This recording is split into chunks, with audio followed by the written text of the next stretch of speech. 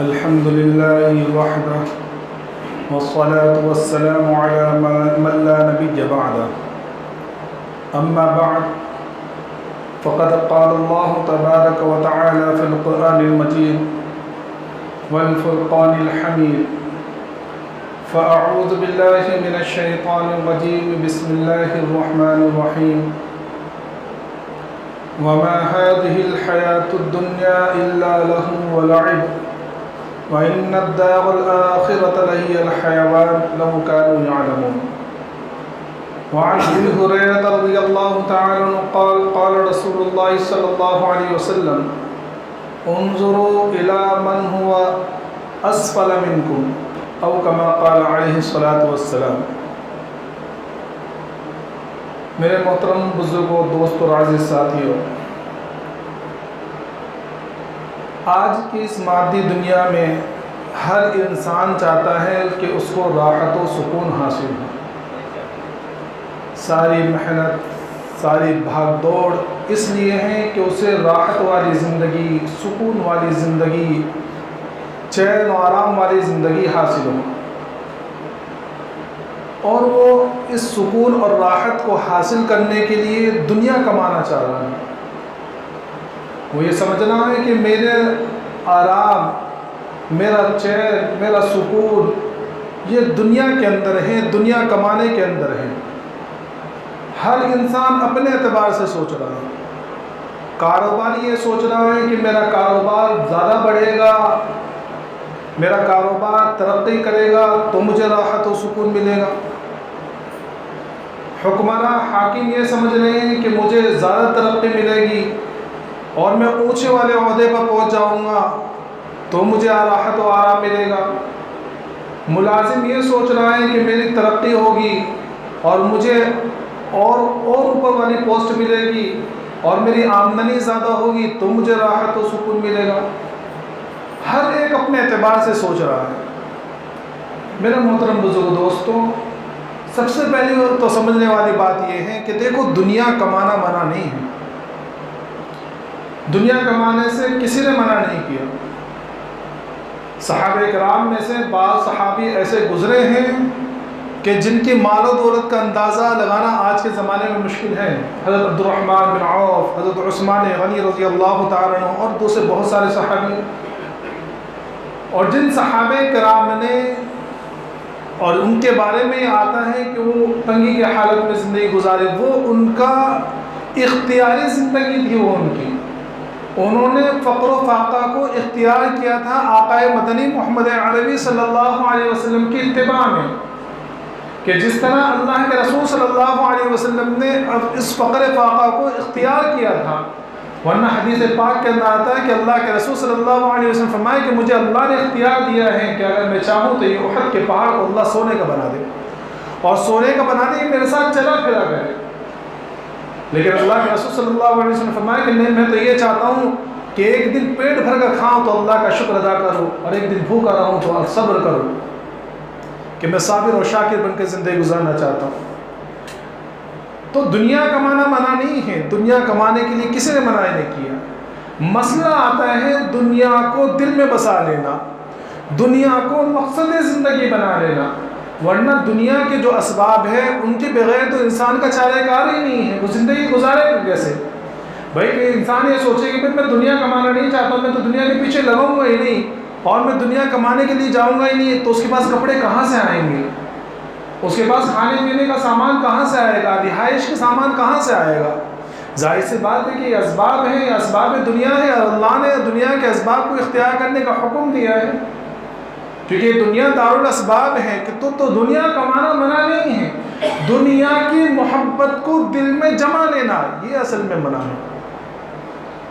اور دنیا کی محبت دل میں بس گئی ہے، کیسے پتہ چلے گا؟ یہ پتہ چلے گا ہمارے اعمال سے، کہ ہم دیکھ لیں اپنی زندگی کا ایک ایک لمحہ، اپنی زندگی کے اوقات دیکھ لیں کہ ہم زندگی کے اندر صبح سے لے کر شام تک کس فکر میں ہیں. اگر ہماری فکر ہماری سوچ اس بات کے لیے ہے کہ کس طرح میں آخرت میں کامیاب ہو جاؤں، کس طرح میں اللہ کے سامنے سرخرو ہو جاؤں، کس طرح میرے اعمال نامہ جو ہے دائیں ہاتھ میں دی جائے، کس طرح میری قبر کی زندگی آسان ہو جائے، کس طرح میں اللہ کے رسول صلی اللہ علیہ وسلم کی ایک ایک زندگی کو اپنی زندگی ایک ایک سنت کو اپنی زندگی میں اتارتا جاؤں، میری زندگی اللہ کے رسول صلی اللہ علیہ وسلم کی سنت کے مطابق ہو جائے، تو سمجھ لیجئے کہ بھئی دنیا کی محبت دل میں بسی نہیں ہے۔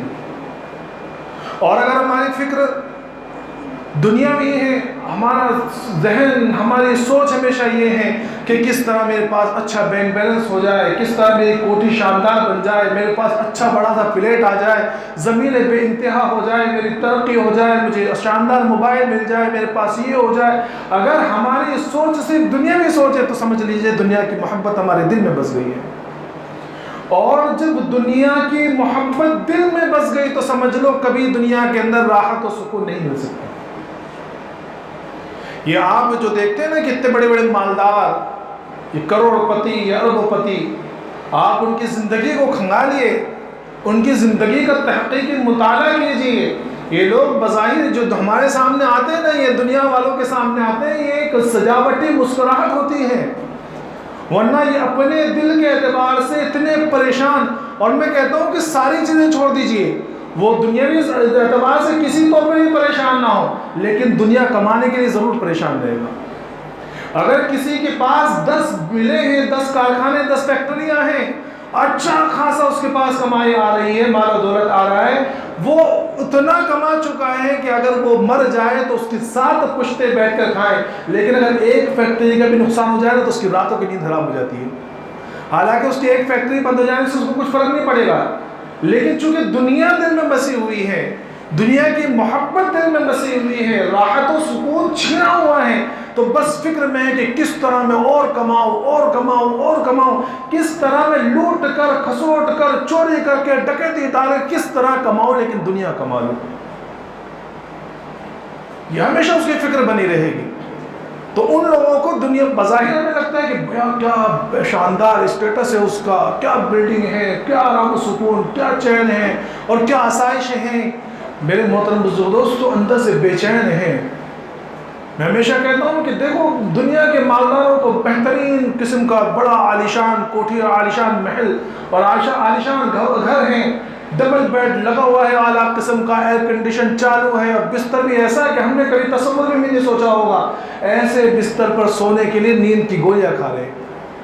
اور ایک آگے چل کر ایک لیبر اور ایک وہ ایسا آتا ہے کہ وہ نیند کی گولیاں بھی کام کرنا چھوڑ دیتی، کھا رہے پھر بھی نیند نہیں آ رہی۔ ان کے مقابل میں آپ دیکھیں کہ ایک معمولی انسان ہے، دن بھر کام کرتا ہے، اپنے گھر والوں کے لیے حلال کی روزی کما کر دن بھر گھر میں آتا ہے، رات میں پڑھنے کے بعد اس کو ایسی نیند آتی ہے کہ اس کو پتہ نہیں، وہ کہتے ہیں نا کہ گھوڑے بیچ کر سوئے، ایسے سوتے ہیں۔ کیوں؟ کیونکہ میرے محترم بزرگ دوستو، راحت و سکون دنیاوی مال و دولت کے اندر نہیں ہے۔ راحت اور اسباب راحت دو الگ الگ چیز ہے۔ آج ہماری مادی دنیا کے اندر اور ہمارا جو ذہن دنیا کمانے کے اندر، یا ہمارا یہ ذہن جو اور ہماری زندگی جو سنت نبوی سے ہٹی ہوئی ہے، قرآن سے ہٹی ہوئی ہے، تو ہم لوگ یہ سمجھ رہے ہیں کہ ہم نے اسباب راحت کو راحت سمجھ لیا ہے کہ بھئی یہ چیز کر لو اس میں آرام ملے گا، گھر کے اندر ایئر کنڈیشن لگا لو آرام ملے گا، کاروبار بڑا ہو آرام ملے گا، سکون مل جائے گا، یہ حاصل کر لو سکون مل جائے گا، بڑی پوسٹ پر مینیجر ہے، مینیجر سے اور اونچی پوسٹ پر پہنچ جاؤ تو آرام ملے گا، سکون ملے گا۔ نہیں میرے محترم بزرگ دوستو، یہ ساری چیزیں اسباب راحت ہیں، راحت نہیں ہے۔ راحت ایک قلبی کیفیت کا نام ہے، اور وہ اللہ کی عطا ہے جس کو اللہ عطا کر دے، اور اللہ ان کو عطا کرے گا جو اللہ کی طرف رجوع کریں گے۔ تو ہر انسان یہ چاہتا ہے کہ مجھے راحت ملے، مجھے سکون ملے۔ اب ہم بھی سوچتے ہیں کہ ہمیں بھی ملے۔ اب ہم آئیے اللہ کے رسول صلی اللہ علیہ وسلم کی زندگی اور آپ کے ارشادات کی طرف دیکھیں کہ میں ہمیشہ کہتا ہوں کہ میرے آقا محمد مصطفیٰ صلی اللہ علیہ وسلم نے ہمیں زندگی کے کسی موڑ میں لاچار اور بے یار اور مددگار نہیں چھوڑا ہے، ہر جگہ رہنمائی فرمائی۔ جو میں نے حدیث آپ حضرات کے سامنے پڑھی ہے، اس میں آقا مدنی محمد عربی صلی اللہ علیہ وسلم نے ارشاد فرمایا کہ دیکھو راحت اور سکون حاصل کرنے کا طریقہ کیا ہے؟ تو ایک فارمولا بتا دیا، نسخہ کیمیا، بڑا عظیم فارمولا، اور فرمایا کہ دیکھو اگر دنیا کے اندر زندگی کے اندر آرام و سکون چاہتے ہو، راحت و آرام چاہتے ہو، زندگی چین و سکون کے ساتھ گزارنا چاہتے ہو تو دو کام کر لو۔ ایک کام کیا کرنا ہے؟ ایک کام یہ کرنا ہے کہ اپنے دنیاوی، دوسری حدیث میں اندر تو صاف صاف الفاظوں میں ہے، اور جو حدیث میں نے آپ حضرات کے سامنے پڑھی اس کے اندر لکھا کہ اپنے ہمیشہ جو ہے اپنے سے نیچے والوں کو دیکھو۔ اور ایک حدیث پاک کرنا ہے کہ اللہ کے رسول صلی اللہ علیہ وسلم فرمایا کہ دنیاوی معاملات میں اپنے نیچے والوں کو دیکھو، دنیاوی معاملات میں اپنے نیچے والوں کو دیکھو، کہ کبھی یہ پتہ چلے کہ ہمارے گھر کی چھت ٹپک رہی ہے اور چھت کے اندر پانی آ رہا ہے اور جو ہے گھر ذرا بوسیدہ ہو چکا ہے، تو ناشکری کرنے سے پہلے ان لوگوں کو دیکھ لو جو اپنی زندگی برج کے نیچے گزارتے ہیں، پلوں کے نیچے گزارتے ہیں، ایسی جھوپڑیوں کے اندر گزارتے ہیں کہ راتیں ان کی صرف چھتوں کو درست کرنے میں گزر جاتی ہیں، اپنے سے نیچے۔ کبھی اگر تمہارے بدن کے اندر تمہارے بدن کے اوپر پہنا ہوا کپڑا پھٹ گیا تو ناشکری کرنے سے پہلے ذرا ان لوگوں کے بارے میں سوچ لو جن کو کپڑا میسر تک نہیں ہے۔ کبھی پیروں کے اندر چپلیں ٹوٹ گئی ہوں تو ان لوگوں کے بارے میں سوچ لو جن کو اللہ نے یا کسی حادثے میں ان کے دونوں پیر ہی کٹ گئے ہوں۔ تو دنیاوی معاملے میں ہمیشہ اپنے نیچے والوں کو دیکھو، اور یقین مانو یہ ایسا فارمولا ہے کہ زندگی کے کسی موڑ پر بھی اگر ہم نے اپنے اوپر حالات جو آئے اس کے تعلق سے نیچے والوں کو دیکھا تو کبھی ناشکری پیدا نہیں ہوگی، فوراً اللہ کا شکر ادا ہوگا کہ الحمدللہ اللہ نے مجھے اس سے بہتر حالت میں رکھا ہے۔ میرے استاد محترم حضرت مفتی محمد آزاد صاحب دامت برکاتہم جو یہاں بھی آ چکے، وہ ہمیشہ ان پڑھائی کے دوران میں انہوں نے ایک بات ارشاد فرمائی تھی، وہ آج تک میرے ذہن میں ہے۔ وہ فرمایا کرتے کہ جب میں گاڑی سے گزرتا ہوں اور سگنل پہ جب پہنچتا ہوں یا سڑک پہ گزرتے ہوئے کسی مانگنے والی عورت کو دیکھتا ہوں تو فوراً میرے دل سے اتنا اللہ کا شکر نکلتا ہے کہ اللہ تیرا کروڑ احسان ہے کہ تو نے ہماری عورتوں کو ایسے بے حرمتی کے ساتھ مانگنے والا نہیں بنایا، عزت کے ساتھ ہمارے گھروں میں رکھا ہے کہ جو بھی حالات آ جائے، جب بھی حالات آئے اپنے نیچے والوں سے دیکھو۔ اگر کھانے کے اندر کبھی کمی بیشی ہو، کبھی دال چاول مل رہا ہو، دال روٹی مل رہی ہو، تو ان لوگوں کو دیکھ لو جن کو 2 وقت کا کھانا ایک دن میں میسر نہیں آتا، کبھی دن میں کھایا تو رات میں نہیں، کبھی رات میں کھایا تو دن میں نہیں، کبھی خالی روٹی کے اوپر گزارا کر دیا، ان لوگوں کو دیکھ لو۔ یہ اللہ کی نعمتیں جو ہمیں ملی ہیں، یہ بہت اعلیٰ کوالٹی اور اعلیٰ قسم کی نعمتیں ہمیں مل رہی ہیں، اس کے باوجود ہم لوگ جو ہے اللہ کی ناشکری کرتے نہیں تھکتے۔ تو پہلی بات یہ ہے کہ ہمیشہ جو بھی معاملہ، جب بھی حالات کو جائے دنیاوی معاملات میں، تو ہمیشہ اپنے نیچے والوں کو دیکھو کہ الحمدللہ ہم بہت اچھے حالات میں، ہم سے بھی گئے گزرے ہیں، ہم سے بھی زیادہ خستہ حالات کے اندر دنیا کے اندر لوگ زندگی گزار رہے ہیں۔ اور دین کے معاملے میں یہ جو حدیث میں نے پڑھی تھی اس میں تو اللہ کے رسول نے فرمایا کہ کبھی بھی اپنے اونچے والوں کو مت دیکھو، اپنے اوپر والوں کو مت دیکھو۔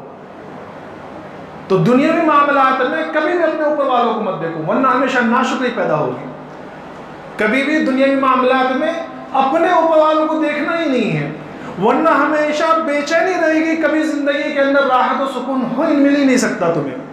یہ بالکل لکھی ہوئی بات ہے کہ زندگی کے اندر، دنیاوی زندگی کے اندر، دنیاوی اعتبار سے اگر ہم اپنے اوپر والوں کو دیکھو گے تو کبھی زندگی کے اندر راحت و سکون نصیب نہیں ہوگا۔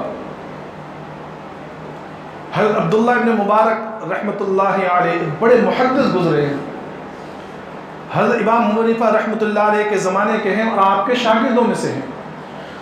شروع کی زندگی بڑی عجیب تھی ان کی، شراب و کباب والی، مالدار تھے بہت، باغات تھے سیب کے، تو شروع کی زندگی بڑی شراب و کباب والی، مستی میں اور خوب گانا بجانا اور خوب شراب کباب پینے پلانے والے۔ اب ان کے سدھرنے کے حالات لکھے ہیں، مختصر بتا دوں کہ ایک مرتبہ بیٹھے ہوئے تھے رات میں اور شراب کباب کا دور چل رہا تھا۔ اچھا، خود بھی جو ہے جو میوزک کے جو ستار جو ہے بڑی اچھی طرح بجایا کرتے تھے، تو ایک مرتبہ رات میں بجاتے بجاتے سو گئے، پھر آنکھ کھلی رات میں تو پھر بجانے لگے، تو جب بجانے لگے تو وہ بجنے کو تیار نہیں، نکالا اس کو، صحیح کیا، درست کیا، تار وغیرہ صحیح کی، پھر بجانے لگے، پھر نہیں صحیح بج رہا۔ جب تیسری چوتھی مرتبہ بجایا تو اس سے، چونکہ اللہ کو راہ راست پر لانا تھا، اللہ کو ان کو اپنا بنانا تھا، تو اس ستار سے جو میوزک نکلتی تھی، میوزک کے بجائے وہاں سے آیت نکل رہی ہے، الم یعن للذین آمنوا ان تخشع قلوبهم لذکر اللہ وما نزل من الحق. کیا ایمان والوں کے لیے ابھی تک وہ وقت نہیں آیا کہ ان کے دل اللہ کے سامنے جھک جائے، اور جو اللہ نے حق بات بھیجی اس کے سامنے جھک جائے؟ فوراً دل بات جو ہے دل پہ بیٹھ گئی، اور کہا کہ یا اللہ بلا قدآن بلا قدآن، کہ اللہ وقت آ گئے، ساری چیزیں چھوڑی، اور جو ہے یہ تمام چیزوں سے توبہ کی. اور امام حنیفہ رحمۃ اللہ علیہ کے شاگرد آپ کے شاگرد اختیار کیے، اور وقت کے جو ہے محدث، فقیہ، صوفی بنے ہیں. تو وہ اپنے حالات میں لکھتے ہیں کہ پہلے میرا اٹھنا بیٹھنا مالداروں کے ساتھ میں تھا، تو مجھے کبھی سکون ہی نہیں ملتا. میں اعلیٰ قسم کے کپڑے پہنتا، میں اپنے کسی دوست کے پاس جاتا جو مجھ سے زیادہ مالدار ہوتا، دوست کے بدن میں کپڑا دیکھتا تو یار اس کے پاس تو مجھ سے بھی اچھا کپڑا ہے. میں اچھے سواری لیتا، بہترین قسم کی سواری لیتا. جب وہ سواری میں بیٹھ کے میں اپنے کسی دوسرے دوست کے پاس جاتا تو اس کے پاس مجھ سے بھی اچھی سواری یا مجھ سے زیادہ سواریاں، تو پھر مجھے سکون، یا میرے پاس تو اس سے کم ہے، تو ہمیشہ بے سکون رہتا. تو میں نے اس کے بعد جو ہے اپنے نیچے والوں کے ساتھ بیٹھنا شروع کر دیا. تو اللہ نے مجھے جو سکون اور جو چین عطا فرمایا کہ میں اس کو بیان نہیں کر سکتا. میں جب بھی کسی دوست کے پاس جاتا تو دیکھتا کہ اس کے پاس کپڑا ہے، لیکن اللہ نے مجھے اس سے بہترین کپڑا دیا ہے. اس کے پاس سواری ہے، میری سواری اس سے بہترین ہے. تو فرمایا کہ دنیا کے اندر زندگی گزارنے کا فارمولہ یہ ہے کہ دنیاوی اعتبار سے ہمیشہ اپنے نیچے والوں کو دیکھو اور اپنے اوپر والوں کو نہ دیکھو، ورنہ کبھی سکون حاصل نہیں ہوگا. اور اپنے سے نیچے والوں کو دیکھنا یہ ہے قناعت. وہ کب حاصل ہوگا؟ کہ جب انسان اپنے پاس جو ہے اس سے مطمئن ہو جائے کہ جو اللہ نے دیا اس سے مطمئن ہے وہ. کیونکہ وہ جب اپنے نیچے والوں کو دیکھ رہا ہے تو جو اس کو ملا اس سے تو اطمینان ہوگا کہ نہیں، اللہ نے تو مجھے اس سے بہترین دیا ہے. کہ اللہ نے اگر فلاں کو گاڑی دی ہے تو اس سے بہترین گاڑی میرے پاس ہے، اللہ نے فلاں کو ایسا کھانا دیا تو اس سے بہترین میں کھاتا ہوں. تو اگر ہمیشہ اپنے نیچے والوں کو دیکھو گے تو قناعت حاصل ہوگی. یہ سب سے بڑا فارمولہ ہے زندگی گزارنے کا، کہ اگر کس کو قناعت حاصل ہو جائے اور وہ اپنی موجودہ زندگی سے مطمئن ہو جائے تو میرے محترم بزرگ دوستو، جو راحت و سکون اس کو ملے گا وہ دنیا کی کسی بڑے سے بڑے مالدار کے پاس آپ کو نہیں مل سکتا. سمجھ میں آیا کہ جو کچھ ہے اس سے مطمئن ہو جاؤ. اور اسے اطمینان کب حاصل ہوگا؟ کہ دیکھو انسان اپنی لائف سٹائل چینج کرے. ہمیشہ جب بھی معاملات آتے ہیں نا ہمارے، تو ہم لوگ اپنی طرز زندگی کو بدلنے کے بجائے اپنی آمدنی بدلنے کے چکر میں رہتے ہیں، اس لیے پریشان رہتے ہیں. دیکھو رزق کا حاصل کرنا یہ مقدر میں ہے، اختیار میں نہیں ہے ہمارے. سمجھ رہے میری بات آپ لوگ؟ رزق کا حاصل کرنا یہ مقدر میں ہے، جتنا مقدر میں ہوگا اتنا ہی ملے گا، چاہے تم کتنی بھی کوشش کر لو. لیکن اپنی زندگی کے طرز عمل کو بدلنا، اپنے زندگی کے طرز زندگی کو بدلنا، اپنے زندگی کے جو زندگی گزارنے کا طریقہ اس کو بدلنا یہ ہمارے اختیار میں ہے. اب ہمارا مسئلہ کیا ہوتا ہے جو ہم پریشان رہتے ہیں؟ ہم لوگ جو مقدر میں اس کو بدلنے کے چکر میں پڑے رہتے ہیں. مثلا میری آمدنی 15,000 ہے تو میں یہ سوچتا ہوں کہ نہیں، مجھے چین و سکون جب ملے گا، میرے خرچے جب صحیح ہوں گے جب میرے پاس 20,000 آئے گی. کسی کے پاس 40,000 تنخواہ ہے تو وہ سوچے گا نہیں یار میں ابھی پریشان اس لیے ہوں کہ میری تنخواہ 40,000 ہے. اگر 50,000 یا 60,000 ہوتی تو میں اور میں اپنی زندگی سے مطمئن ہو جاتا، مجھے راحت مل جاتی. میرے محترم بزرگ دوستو، کبھی راحت نہیں مل سکتی، کبھی بھی راحت نہیں مل سکتی. حضرت پیر صاحب نے ایک واقعہ لکھا ہے اپنے خطبات کے اندر. وہ کہتے ہیں کہ میرے پاس جو ہے ایک مرتبہ ہمارے گھر میں ایک عورت آئی. تو میں جب گھر میں پہنچا تو میری بیوی کہنے لگی، میری اہلیہ کہنے لگی کہ یہ عورت آئی بڑی پریشان ہے، اور جب سے آ رہی ہے رو رہی ہے، بہت زیادہ پریشان ہے. اور میں نے بھی سنا تو ایسے دھاڑے مار مار کے رو رہی کہ پتہ ایسا لگ رہا ہے کہ بچہ مر گیا. بہت رو رہی ہے کہ اس سے زیادہ پریشان دنیا میں کوئی ہے ہی نہیں. تو پہلے پردہ لٹکایا گیا اور پردے کے آڑ میں بیٹھا. میں نے کہا کہ بیوی کیا بات ہے؟ تو وہ عورت کہنے لگی کہ حضرت بڑی پریشان ہوں، اور پھر رونے لگی. تو میں نے کہا کہ بھائی بتاؤ تو اس میں پریشانی ہے کیا؟ تو کہنے لگی کہ حضرت زندگی تو میری اس طرح گزر رہی کہ الحمدللہ شوہر کافی مالدار ہے، فیکٹریاں بہت ہیں، اور جو ہے کاروبار اچھا چل رہا ہے اور بہت سالوں سے ہم لوگ ساتھ میں ہیں، اچھی زندگی گزر رہی ہے، اور جو ہے آل اولاد بھی نہیں ہے، 7-8 سالوں کے آل اولاد نہیں، لیکن وہ بھی ٹینشن کی بات نہیں ہے، کیونکہ ہم اس میں مطمئن، ہم اس بات پہ راضی ہیں کہ بھائی اللہ دے گا تو ٹھیک ہے، نہیں تو کوئی بات نہیں۔ تو یہ پریشانی کیا ہے؟ تو کہنے لگے پریشانی میری یہ ہے کہ میرا شوہر خرچے کے لیے مجھے ہر مہینے صرف 50,000 روپے دیتا ہے۔ کیا ہے؟ صرف بیوی کے خرچے کے لیے، اوپر کے خرچے سب شوہر کے ذمے، لائٹ بل شوہر کے ذمے، خادموں کی تنخواہ شوہر کے ذمے، کھانا پینے کا خرچہ شوہر کے ذمے، گاڑی کا خرچہ شوہر کے ذمے، سارا خرچہ شوہر کے ذمے، صرف خرچے کے لیے بیوی کو 50,000 روپے دیتا ہے۔ تو وہ اس لیے رو رہا، اتنا رونے لگے کہ میں حیران رہ گیا کہ کیا بات ہے کہ میں اس لیے پریشان ہوں کہ میرے خرچے پورے صرف 50,000 روپے دیتا ہے۔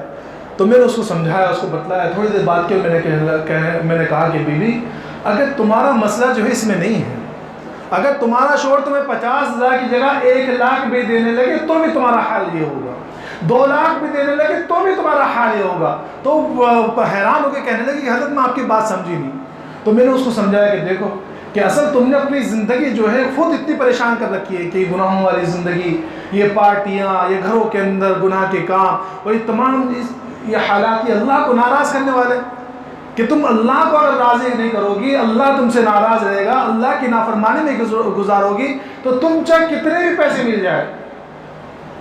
اور ظاہر سی بات ہے کہ جب اللہ کی نافرمانی، دیکھو اللہ کی نافرمانی کے اندر انسان جو ہے اتنا خرچہ کرتا ہے، آج ہم اپنی زندگی کو اٹھا کے دیکھ لیں، اس میں کبھی یہ نہیں سوچتا کہ یار بہت زیادہ خرچہ ہے، ہاں دین کے معاملے میں جو ہے وہ سوچتا ہے۔ تو میں نے اس کو بتلایا، اس کو سمجھایا کہ دیکھو اپنی زندگی بدلو، اپنی زندگی کے اندر اس طرح اختیار کرو، تھوڑے اللہ سے دعائیں مانگو، اپنے اخراجات کو کم کرو اور زندگی کے اندر اس طرح قناعت کرو۔ اس کو سمجھایا، بات چیت سمجھ میں آ گئی۔ 1-2 مہینے بعد اس کا فون آیا اور کہنے لگی کہ حضرت آپ نے مجھے بتلایا تھا، میں اب نماز ہی پڑھتی ہوں، 5 وقت نماز پڑھتی ہوں، پردہ کرنا میں نے شروع کر دیا، گھر سے ٹی وی وغیرہ سارے نکلوا دیے، اب حالت یہ ہے کہ میرا شوہر جو مجھے 50,000 روپے دیتا ہے، 15,000 میں میرا مہینہ پورا ہو جاتا ہے اور باقی کے 35,000 میں اللہ کے راستے میں خرچہ کر دیتا ہوں۔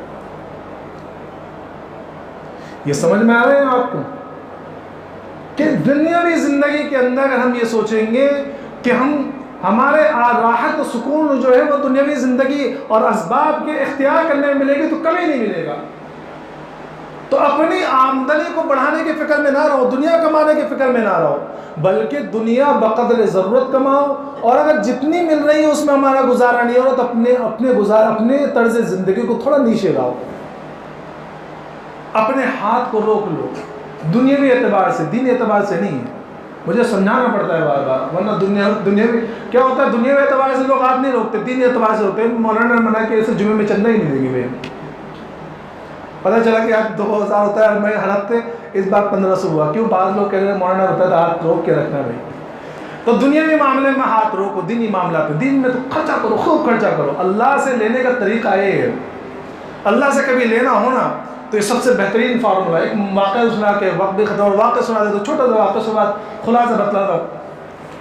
موسیٰ علیہ السلام کے زمانے میں ایک مرتبہ موسیٰ علیہ السلام کا غسل ہوا ایک جگہ پر، تو وہاں ایک شخص کو دیکھا تو بڑا پریشان، اتنا پریشان کہ بس بھوکا۔ تو موسیٰ علیہ السلام کو دیکھ کے کہنے لگا کہ حضرت آپ تو نبی ہیں، اللہ سے باتیں کرتے ہیں، میں نے اپنی پوری زندگی کہیں پیٹ بھر کر کھانا نہیں کھایا، بس میں یہ چاہتا ہوں اللہ سے میرے لیے دعا کر دو کہ اللہ جتنا بھی میرا کھانا میرے مقدر میں ایک ساتھ میں دے دو، اگر 10 روٹی ہے تو 10 روٹی میری زندگی کے اندر ہے، یا 20 روٹی میرے مقدر میں تو 20 روٹی آپ مجھے ایک ساتھ میں دے دو تاکہ میں پیٹ بھر کے کھا کے مرا جایا کروں۔ تو موسیٰ علیہ السلام نے کہا کہ ٹھیک، میں دعا کر دیتا ہوں۔ اب موسیٰ علیہ السلام نے دعا کی اور وہاں سے آگے بڑھ گئے، چلے گئے، اس کے مقدر کی جو 20-25 روٹیاں تھیں اس کو مل گئی۔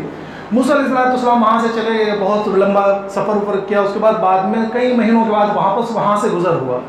تو جب اس شہر سے گزر ہوا تو شہر کے باہر ہی کچھ لوگ کھڑے ہوئے ہیں، اور جو بھی وہاں سے گزر رہا ہے اس کو پکڑ کے چلو ہمارے آقا نے آپ کو کھانے کے لیے بلایا، اگر آپ مسافر ہیں چلو ہمارے آقا نے کھانے کے لیے بلایا، پکڑ کے مسافروں کو وہاں لے کے جا رہے۔ تو موسیٰ علیہ السلام نے سوچا بھئی ایسا کون اتنا مالدار اور اتنا دینے والا ہے کہ ہر مسافر کو پکڑ کے دعوت ہو رہی ہے، چلو دیکھو تو صحیح۔ دیکھا کہ ایک عالیشان کوٹھی ہے اور بہترین محل سا کوٹھی ہے، میں اس کے اندر جب داخل ہوا تو میں نے دیکھا کہ وہ بھکاری جس کو میں نے دعا کی تھی 25 روٹی کی، وہ بیٹھا ہوا ہے اور سامنے دسترخوان لگا ہوا ہے۔ تو میں بڑا پریشان ہوا، اس کے مقدر میں تو 20-25 روٹیاں تھیں، یہ کیا معاملہ ہوا؟ تو میں نے اس سے پوچھا، بات چیت ہوئی، تو میں نے پھر اللہ سے درخواست کی کہ اللہ کیا معاملہ ہے؟ تو اللہ رب العزت کی طرف سے آپ کو جواب دیا گیا کہ بھئی معاملہ یہ ہے کہ اس کے مقدم میں کل 20 روٹیاں تھی. اب جب میں نے 20 روٹی اس کو دے دی تو اس نے کیا کیا، 10 روٹی تو اپنے لیے رکھ لی، کھا لی، اور 10 روٹی اللہ کے راستے میں صدقہ کر دی. اب اللہ کا اعلان ہے کہ من جاء بالحسنۃ فلہ عشر امثالها، کہ جو ایک دے گا اللہ اس کو 10 دے گا. اب اس نے جب 10 دی تو میں نے اس کو 100 روٹی کے بقدر چیز سامان دے دیا. اب اس نے کیا کہ پھر اپنا پیٹ بھر کے کھایا، باقی روٹی پھر اللہ کے راستے میں صدقہ کر دی. اب اس طرح صدقہ کرتے کا معاملہ یہ ہے کہ میرے سامنے اڑا ہوا ہے، یہ مجھ سے زیادہ سخاوت دکھا رہا ہے، مجھ سے بڑا سخی تو کوئی نہیں ہے، یہ جب تک دیتا رہے گا اللہ کے راستے میں اس کو بھی دنیا میں دیتا رہوں گا. تو دنیاوی زندگی گزارنے میں، دنیا میں اگر فراوانی چاہتے ہو اور آرام سکون چاہتے ہو تو میرا محترم بزرگوں ایک فارمولہ تو یہ ہے کہ جو میرے اپنی زندگی کے اندر، میں تو ہمیشہ کہتا ہوں کہ اپنے گھر کے بجٹ کے اندر اللہ کے لیے بھی اپنا بجٹ بناؤ، اس کو شامل کرو اللہ کے راستے میں. مثلا ہماری تنخواہ کا 10,000 روپے ہے تو 10,000 کے اندر ہم سارے بجٹ بناتے ہیں کہ بھئی لائٹ بل اتنا، مینٹیننس اتنا، گھر کے کھانے کے لیے غلہ اتنا لانا ہے، تو اس کے اندر ایک بجٹ بناؤ کہ مجھے اتنا % اللہ کے راستے میں دینا ہے. 1% کتنا بھی تم بنا سکتے ہو، 1% بناؤ، 2%، 5% جو بھی ہے، ہمیشہ جیسے تنخواہ سب سے پہلے یہ نکال کے رکھ دو، یہ سب سے پہلے نکال کے رکھ دو. میں گارنٹی کے ساتھ کہتا ہوں کہ وہ برکت اور وہ اللہ کی طرف سے وہ فراوانی ہوگی کہ ہماری عقلیں حیران رہ جائیں گی.